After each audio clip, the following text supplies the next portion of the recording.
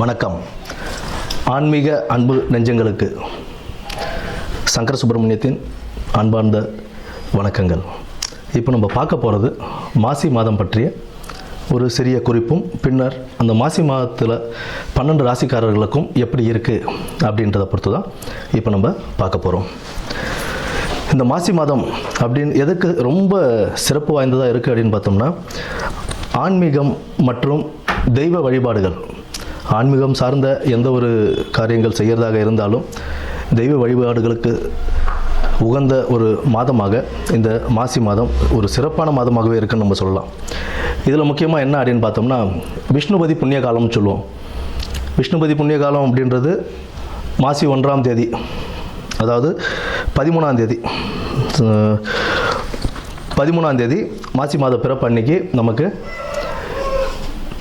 பின்னிரவு, அதாவது விடியற்காலை அந்த 1:30 மணின்னு சொல்லுவோம் இல்லைங்களா, 1:30 மணிலேருந்து காலை 10:30 மணிக்குள்ளே விஷ்ணு பகவானை நம்ம வழிபடுறதுனால அந்த நேரத்தில் நம்ம வழிபடும் போது நம்மளுடைய 7 ஜென்ம பாவங்களும் தீரும் அப்படின்றது ஒரு நம்பிக்கையாகவே இருக்குது நமக்கு. மேற்படி செல்வ வளமும் எல்லாமே நமக்கு கிடைக்கும் அப்படின்ற ஒரு இதுவும் உண்டு. விஷ்ணு பகவானை துளசி மாலை அணிவித்து நம்ம வழிபட்டுக்கிட்டு வந்தோம். பெருமாள் விஷ்ணு துளசி மாலை அணிவித்து அந்த விடியற்காலை 1:30 மணியிலிருந்து 10:30 மணிக்குள், காலைல 10:30 மணிக்குள்ளே நம்ம வணங்கிட்டு வரும்போது நமக்கு உண்டான செல்வ வளமும் கிடைக்கும் அப்படின்றது சொல்கிறாங்க. குடும்பத்தில் ஒரு மகிழ்ச்சியும் நிலவும், இருக்கிற பிரச்சனைகள்லாம் படிப்படியாக குறைய ஆரம்பிக்கும்.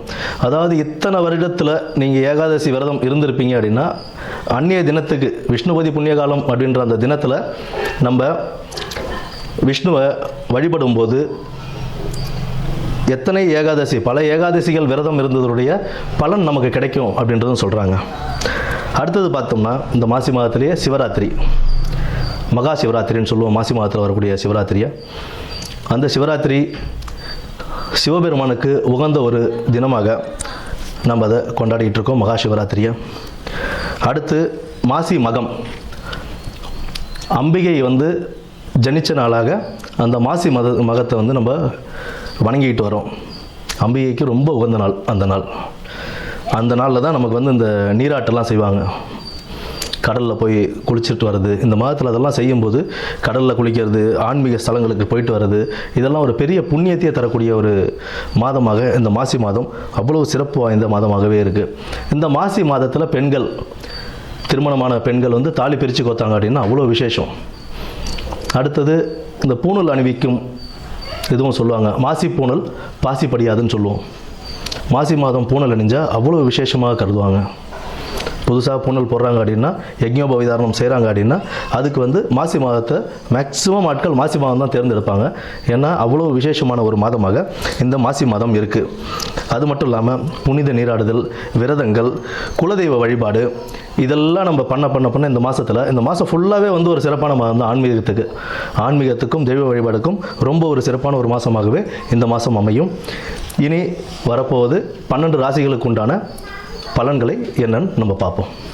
நன்றி, வணக்கம். பூரட்டாதி நட்சத்திரம், பூரட்டாதி நட்சத்திரக்காரங்களுக்கு இந்த மாசி மாதம் எப்படி இருக்க போகுது அப்படின்றத பார்ப்போம். தொழில் வியாபாரத்தில் முன்னேற்ற பாதைகளுக்கு கொண்டு செல்லக்கூடிய வளர்ச்சி இருக்குங்க. தடை தாமதங்கள் ஏற்பட்டாலுமே அதில் ஓரளவுக்கு வளர்ச்சி உங்களுக்கு கிடைக்கக்கூடிய சாதகமான மாதமாக தான் இந்த மாதம் உங்களுக்கு இருக்குது. லாபம் நிறைய இல்லைனாலும் கணிசமான லாபத்தோடு அந்த தொழில் வியாபாரம் முன்னேறி கொண்டு தாங்க போகும். சக ஊழியர்களுடனும் மேலதிகாரிகளும் நல்ல ஒரு ஒத்துழைப்பும் கிடைக்கும். அதே நேரத்தில் நீங்களும் அனுசரிச்சுட்டு போகணும். உங்களுடைய லூஸ் டாக்ஸ், வாக்குவாதம், வீண் விவாதங்களால் உங்களுடைய பேரும் கெடும். அவர்களோடு இருந்த ஒரு இணக்கமும் பிரிவினையை ஏற்படுத்தக்கூடிய ஒரு சாதகத்தை ஏற்படுத்தி கொடுக்கும். அதனால் கொஞ்சம் கவனமாக இருக்கிறது நல்லது. நண்பர்களுடன் வெளியூர் வெளிநாடு பயணங்கள் செல்வதற்கான வாய்ப்புகளும் அமைத்து கொடுக்கும். பயணங்கள் மன நிம்மதியையும் கொடுக்கும், மனக்கசப்புகளையும் அகல செய்யும். அதனால் நல்லபடியாக போயிட்டு நல்லபடியாக வாங்க. இரவு நேர பயணங்களில் கவனம் தேவை. கையில் இருக்கிற காஸ்ட்லியான பொருள் எதுவாக இருந்தாலும் அதை பத்திரமா வச்சுக்கிறது நல்லது. ஏன்னா ஏதாவது விரயங்கள் ஏற்படக்கூடிய வாய்ப்புகள் உண்டு, பொருள்கள் தொலைவதற்கான வாய்ப்புகளும் உண்டு. நல்ல ஒரு கணிசமான லாபம் வந்துக்கிட்டு இருக்கும். செலவுகளும் அதிகமாகும். அப்படின்னும் போது செலவுகளை கட்டுப்படுத்த தெரிஞ்சுக்கணும். எது நமக்கு அவசியமான செலவு, எது அத்தியாவசியமான செலவு, எது அனாவசியமான செலவு அப்படின்றத நீங்கள் அதை பிரித்து பார்த்து அதை எப்படி நீங்கள் யூட்டிலைஸ் பண்ணணும் அப்படின்றத உங்களுடைய ஒரு கோட்பாடுக்குள்ளே அதை கொண்டு அழகாக அதை நீங்கள் செஞ்சு முடிச்சிங்க அப்படின்னா முன்னேற்ற பாதைக்கு நீங்கள் ஏதாவது ஒரு சேர்த்து வைக்கலாம். சேவிங்ஸ்னு ஏதாவது ஒன்று உங்களுக்கு இருக்கும். இல்லைன்ற பட்சத்தில் ஃப்யூச்சரில் நம்ம தான் அவசரப்படுற மாதிரி இருக்கும். உடல் ஆரோக்கியத்தில் கவனம் தேவை. வண்டி வாகனங்களில் செல்லும்போது இரவு நேர பயணங்களில் போகும்போதும் சரி, வண்டி வாகனங்களில் செல்லும்போதும் சரி, ரொம்ப கேர்ஃபுல்லாக போயிட்டு கேர்ஃபுல்லாக வாங்க. பத்திரமா போயிட்டு பத்திரமா வர்றது தான் உங்களுடைய உடல் ஆரோக்கியத்திற்கும் நல்லது. ரொம்ப முன்னாடி போகிற வண்டி பின்னாடி போகிற வண்டி எப்படி இருக்குன்றதுன்னு பார்த்துட்டு ரோடு கட் பண்ணப்பையும் சரி, ஒழுங்காக ரோட்டில் ஓட்டும் போதும் சரி, மித வேகம் ரொம்ப நல்லது. ரொம்ப வேகமாக போயிட்டு அவஸ்தைப்படாதீங்க. வண்டி வாகனங்களில் கவனமாக இருக்க வேண்டியது உங்களுடைய கடமை. விநாயகர் வழிபாடும் ஆஞ்சநேயர் வழிபாடும் உங்களுக்கு இந்த மாசி மாதத்தை ஒரு நல்ல மாதமாக கொண்டு செல்லும். நன்றி, வணக்கம்.